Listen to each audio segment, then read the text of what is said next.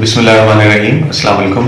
मेरा नाम डॉक्टर अहमद ज़ीशान है और मैं भावलपुर में एच स्पेशलिस्ट काम कर रहा हूँ। तो अगर आप पहली दफ़ा मेरी ये वीडियो देख रहे हैं तो आपसे हमेशा की तरह रिक्वेस्ट रहेगी कि चैनल को सब्सक्राइब जरूर कीजिएगा ताकि आने वाली वीडियोस भी आप तक पहुँचती रहे। आज की जो मेरी वीडियो है उसका टॉपिक ये है कि अक्सर लोग ये पेशेंट्स क्वेश्चन करते हैं कि केरा क्या होता है, या केरा गिरना क्या होता है, या उसके अलावा गले में खड़खड़ाहट महसूस होना, या गले में पानी गिरना और अत्थू लग जाना और उसकी वजह से खांसी का शुरू हो जाना।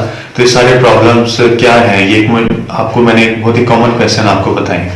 तो स्टार्ट करते हैं कि जो केरा गिरना है उसको इंग्लिश या मेडिकल में पोस्ट नेजल ड्रिप कहा जाता है और इसकी काफ़ी ज़्यादा कॉजेज़ हैं, लेकिन आपको जो मेन कॉजेज़ हैं जो आपको पता होने चाहिए और जो हम कंट्रोल कर सकते हैं उनके बारे में इस वीडियो में कुछ डिस्कशन की जाएगी।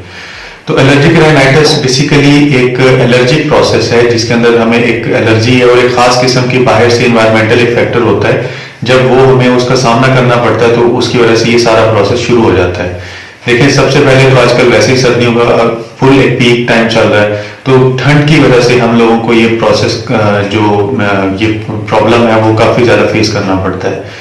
दूसरे नंबर पे हम आजकल जो सर्दियों के कपड़े वगैरह जब आप घरों में निकालते हैं उसमें स्वेटर जर्सियां वगैरह, तो उनकी वजह से भी खास किस्म की डस्ट निकलती है जो कि ये प्रोसेस स्टार्ट करवा देती है। नेक्स्ट ये कि अगर आपके घर में कोई पालतू जानवर वगैरह है तो उनकी वजह से उनकी जो खाल है या उनके जो बाल वगैरह होते हैं उनकी वजह से जब उनको हम सांस के जरिए अपने फेफड़ों में लेके जाते हैं तो वो एक इसका मेन फैक्टर है। अगर आपके घर में पौधे वगैरह हैं तो उनके जो पोलन्स वगैरह होते हैं, छोटे छोटे आप समझ लें कि बीज वगैरह होते हैं, वो जब हम फेफड़ों के जरिए लेके जाते हैं तो ये सारी मेन आपको मैंने बता दी। इसके अलावा आपको कई लोगों को कॉकरोच या चॉकलेट वगैरह से भी ये एलर्जी प्रोसेस स्टार्ट हो जाता है। नेक्स्ट ये आ जाता है कि अगर आपके नाक में किसी भी किस्म की कोई बंदिश है, आया वो कोई नाक में कोई रसोली है या पोलिप्स वगैरह है, तो उनकी वजह से नाक आपका आगे से बंद हो जाता है और ये सारा जो पानी होता है वो वापस जाता है और आपके गले में गिरना शुरू हो जाता है। तीसरे नंबर पे एक मेन जो चीज है कि आप नाक की हड्डी का टेढ़ा होना, तो वो नाक की हड्डी टेढ़ी होगी तो उसकी वजह से भी क्या है कि आपके जो आगे यहाँ पे ब्लॉकेज वगैरह हो जाएगी और उसकी वजह से भी ये मुख्तलिफ आपको प्रॉब्लम स्टार्ट हो जाएंगे। तो ये तो मैंने आपको कुछ मेन इसकी वजह बता दी। नेक्स्ट ये है कि यूट्यूब या डिफरेंट इंटरनेट की वेबसाइट्स के ऊपर भी ये इंफॉर्मेशन पाई गई है कि यह कुछ खास लोगों का ख्याल है कि ये जो केरा गिरना है ये उन लोगों को होता है जिन लोगों को दिमागी कमजोरी है या उन्हें किसी जिस्मानी कमजोरी का सामना है। तो देखिए, इस चीज का कोई साइंटिफिक एविडेंस मौजूद नहीं है। तो नेक्स्ट मैं आपको ये बता दूं कि वो क्या करते हैं कि आपको या तो स्टेरॉइड का इंजेक्शन लगा देते हैं या फिर आपको कोई छोटी सी पुड़ियां दे देते हैं बेटनीसोल की, जो कि आपको वक्ती तौर कुछ दिनों के लिए तो आपको आराम आ जाता है, लेकिन फिर से आपको दोबारा ये मसले शुरू हो जाते हैं। तो देखिए, कुछ हद तक तो उनका ये तरीकेकार ठीक है कि बेसिकली एलर्जिक प्रोसेस सारा एक इन्फ्लेमेटरी प्रोसेस है, ये बॉडी में आप कह लें सोजिश हो जाती है, तो कुछ हद तक तो कंट्रोल हो जाता है, लेकिन कुछ दिनों बाद फिर से आपको ये मसाइल शुरू हो जाते हैं। तो अब मैं बताता हूं कि इस चीज का हल क्या है एलर्जिक राइनाइटिस का। सबसे पहले तो आपने ये करना है कि आपने उस चीज को खत्म करना है जिसकी वजह से आपको एलर्जी का ये सारा प्रोसेस आपके बॉडी में शुरू हो जाता है। उसमें स्टार्ट में तो ये कि सर्दी है, आप घर से बाहर निकलें तो आप टोपी या मफलर वगैरह या अपने पूरे जिस्म को लपेट के निकलें, ठंड से बचें।